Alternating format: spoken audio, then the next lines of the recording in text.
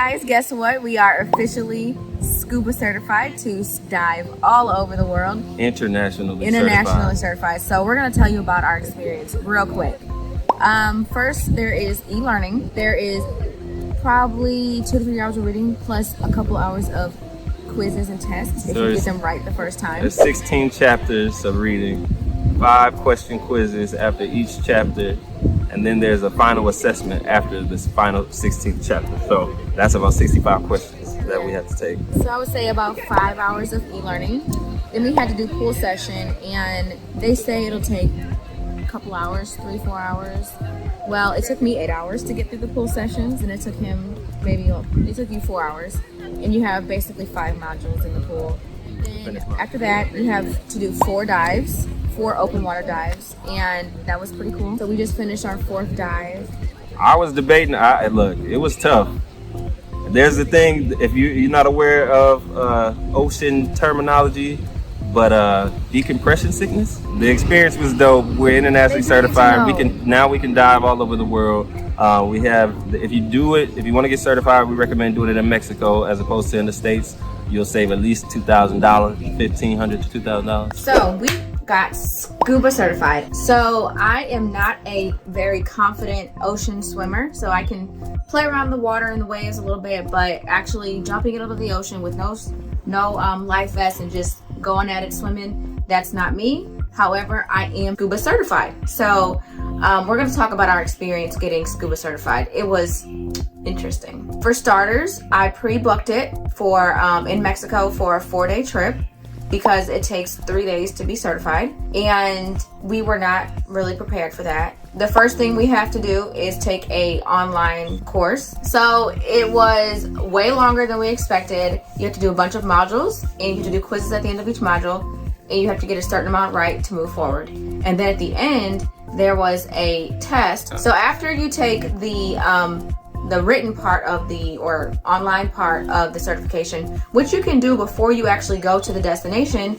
whether you're doing international or if you're doing it in the States, you can do the online course before you actually get there. So there's an online portion. Then you start preparing for the in-water test.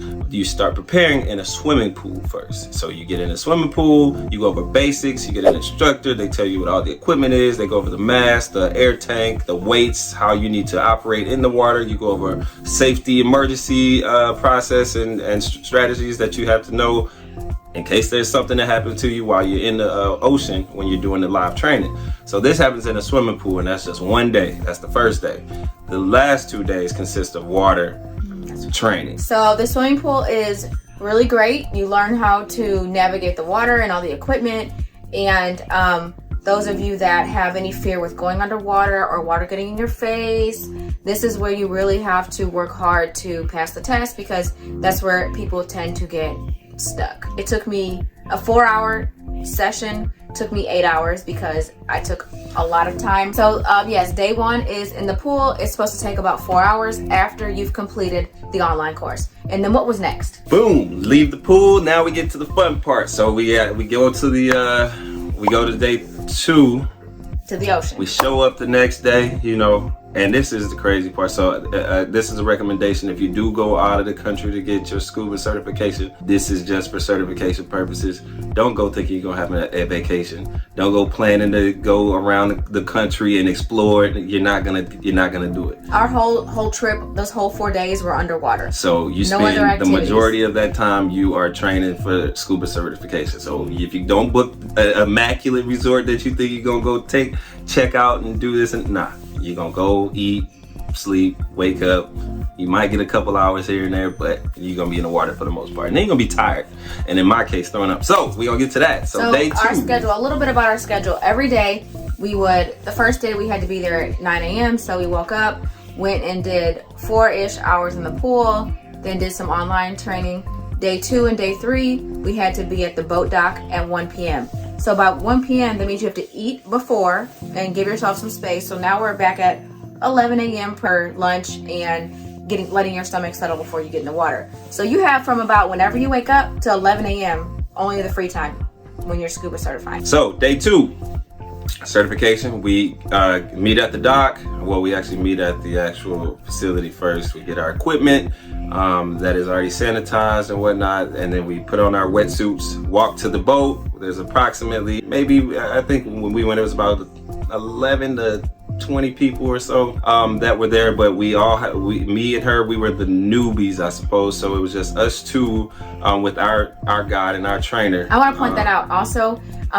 Every scuba instructor doesn't have more than 4 people. We were lucky to have private sessions. It was just us two, and my sister was with us at one point.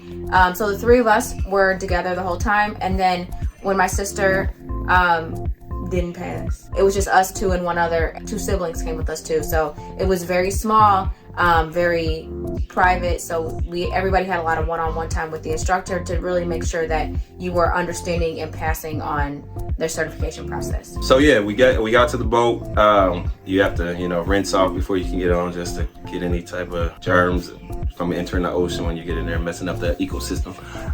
So get to the water, go through the process of getting into the water. That's a whole process that you got to learn. But then once we got in there, he explains to us what we're going to practice and go over as far as training for the day. And so, because once you get underwater, we go down about 30 or 40 feet. Once you're down there, you can't talk. The only way you can talk is through sign language. So we had to learn sign language. It's a process.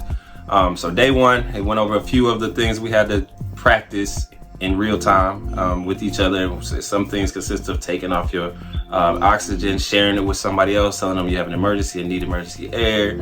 We had to practice being buoyant underwater, just learn how to leverage your weight with the weights that you have on. Raise yourself up, bring yourself down without flapping your arms. You don't use your arms at all during scuba. Yeah, so only your legs and your buoyancy, so your breath. So those are some of the things that we had to perform while we were underwater.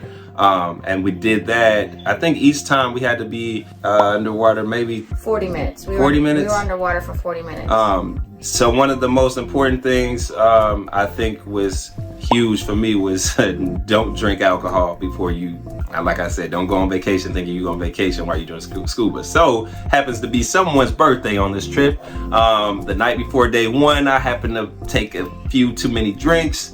That is the worst thing you could possibly do when getting in the ocean. Not just getting in the ocean, but riding on a boat, anything wavy. If you know how alcohol works, then you can understand what I'm talking about. So I will add, if you get motion sickness on a boat, you're more than likely going to get sick when you're going scuba diving, because not only are you're on a boat, but as you go down, the pressure is going to make you sick, and you will be. So I don't think that was the case with me, because I don't get boat motion sickness though. So I know, so I but think there's that 2 was ways. only because of the drink. So if you're don't drinking, drink is what the if you're moral of the drinking, story. or if you get motion sickness, they recommend you take Dramamine before you engage in the scuba activity, because it's very common to get sick.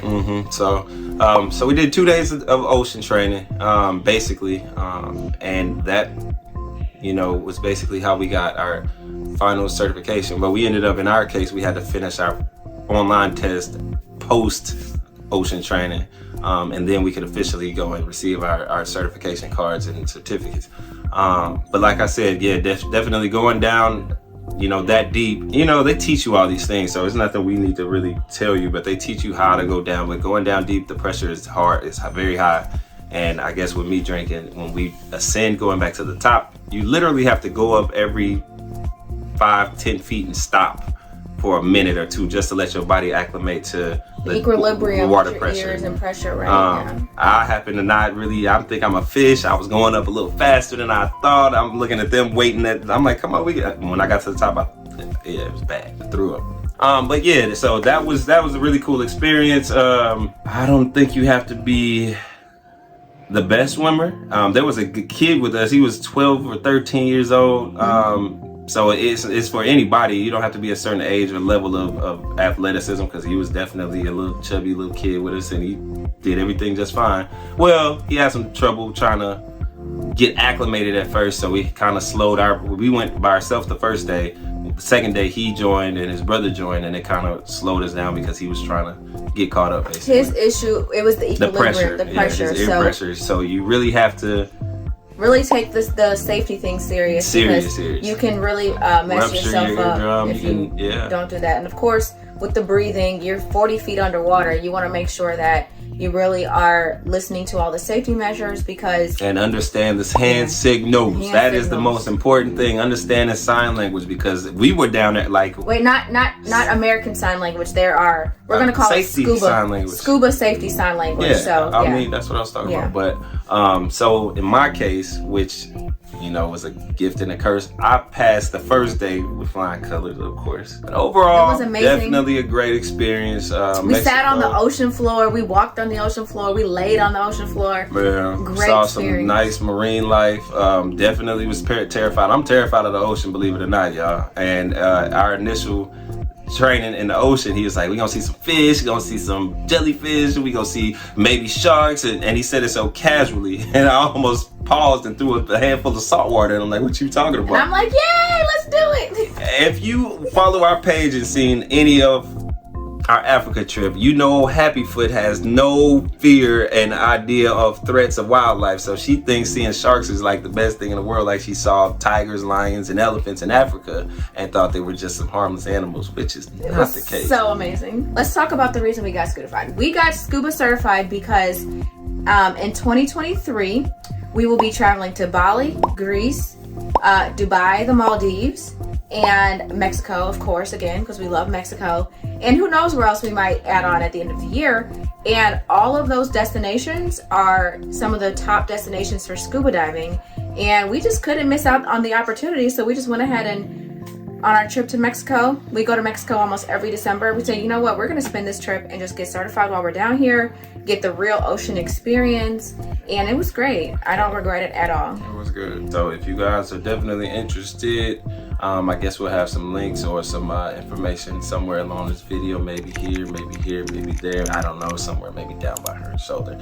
About where we went and the company we used, and we'll use that. I mean, you can use that and get in contact with them. There are some national domestic locations you can go to. I don't know, we'll probably have somewhere in the description about that information where you can go to get certified. If you are in St. Louis, for instance, there's some local spots that we could go to, but we chose to go international. So yeah, but definitely a good experience. And another thing, I think we already talked and touched on this too. If you already get certified, you don't have to get recertified again ever. You do have to do like a refresher, kind of like a course refresher, but you don't have to get recertified. Once you're certified, you're in it for life. So that's the bonus, a perk on that, and you can travel around the world and scuba dive as freely and often as you like. If you do go a long time, like multiple years in between scuba, they do ask that you do a refresher, just a practice with a guide before you do free diving. However, diving's dangerous, so we will always be using a guide.